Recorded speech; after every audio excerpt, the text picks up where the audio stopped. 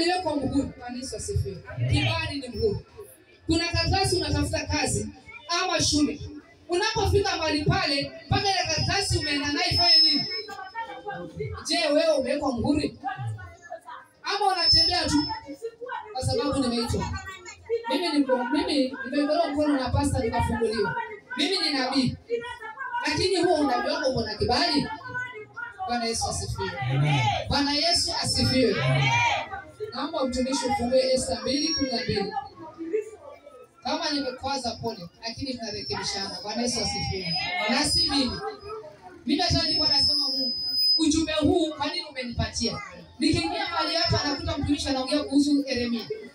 Yeremia alipata kibali kwa Mungu. Na wewe taka kupata kibali kwa Mungu, na Mungu akutumie kama vile anavyotaka, na utaona mambo ya ajabu. Esta 2:12.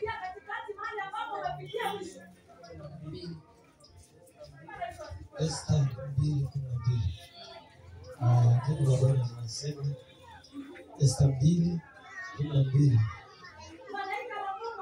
Nafika hapo Esta 2:12. Neno la Bwana linasema basi alipowadia zamu yake mwanamali mmojawapo aingiaye kwa mfalme Ahasuero, hali akiisha kufanywa sawasawa na sheria ya wanawake miezi 12, yaani ndivyo zilivyotimia siku zao za utakaso, miezi 6 kwa mafuta ya manemane na miezi 6 kwa manukato na vifaa vya utakaso vya wanawake. Mstari wa 13. Mwanamali huingia hivyo kwa mfalme, kila akitokacho hupewa kwenda nacho kutoka katika nyumba ya wanawake, ili kuingia katika nyumba ya mfalme. Mstari wa 14. Huenda jioni na asubuhi, urudi nyumba ya pili ya wanawake mkononi mwa shangazi, msimamizi wake mfalme wa mwenye kuwalinda Msamaria. Msuria wala haingii tena kwa mfalme, isipokuwa amependezwa mfalme, naye akaitwa kwa jina.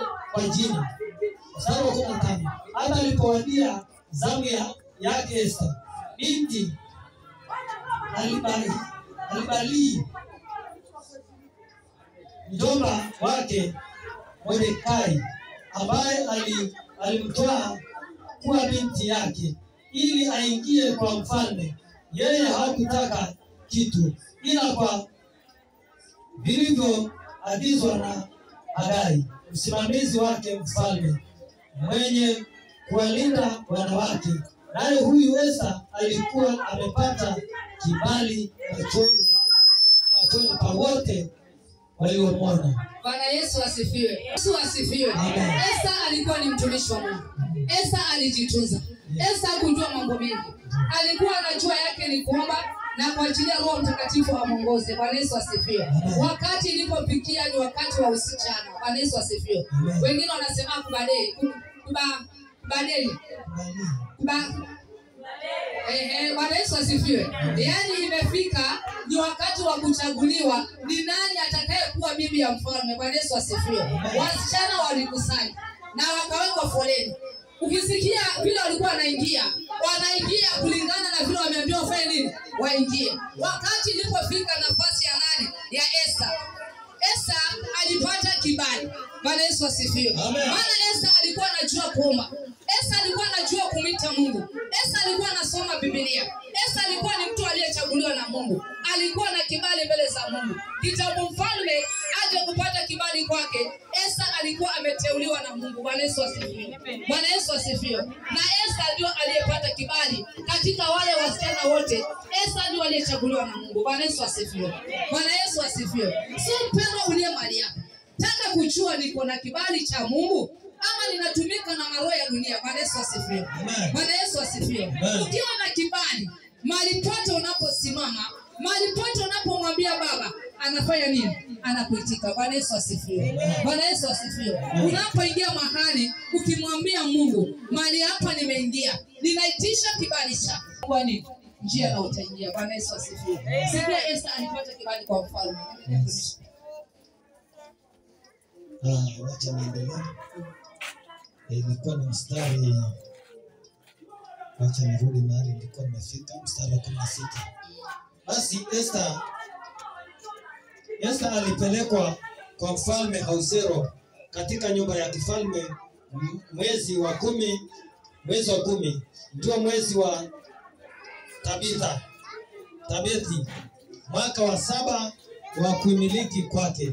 Mfalme akampenda Esther kuliko wanawake wote. Bwana Yesu asifiwe. Amen. Bwana Yesu asifiwe. Esther alikuwa na kibali kutoka mbinguni. Yes. Alipofika kwa mfalme, kabla angalie vipi ama vipi, kuna ule wewe ubikira wake ulikuwa umepata kibali mbele za nani? Na Esther akapata kuwa pamoja na mfalme, maana amepata nini? Bwana Yesu asifiwe. Bwana Yesu asifiwe. Kabla uingie umeitwa, kabla uanze kuhubiri, uliza Mungu, ninapohubiri niko na kibali? Bwana Yesu asifiwe. Bwana Yesu asifiwe. Kuna wakati wa nyuma tulikuwa najiuliza, ninapoitwa, maana mimi nilikuwa nikasema wewe ndio utasimama na neno. Jamani, naanzia wapi? Naanza kujitafuta. Lakini siku moja Yesu akaniambia, nimekutuma katikati ya manabii. Simama. Bwana Yesu asifiwe. Na nikamwambia Mungu, sina maneno ya kusema. Haki niliachiliwa neno, sijui nilitoka wapi, na nilienda nalo mpaka mwisho. Dakika ya mwisho watu wa Mungu wakakomboleka. Bwana Yesu asifiwe. Bwana Yesu asifiwe. So mpendwa uliye mahali hapa, taka kuchua wokovu wako uko na kibali. Maana kibali ni muhuri. Lakini umepata kibali, uko na muhuri. Nikakupatia kibali. Acha hii. Sina muhuri. Bwana Yesu asifiwe. Kibali tuendeleo. So mpendwa jiulize, mali niko, nimeokoka. Toka labda miaka 50 ama miaka 40 ama miaka 3 nyuma, ama nimeokoka jana. Niko na kibali cha Mungu? Ama labda kuna kitu nimevaa hakiniruhusu kupata kibali. Kwa sababu ya mavazi, kwa sababu ya mapambo, kwa sababu ya Bwana Yesu asifiwe. Wewe ni mwokovu. Lakini ukisimama mahali ukiachilia moja, kila mtu anatoroka.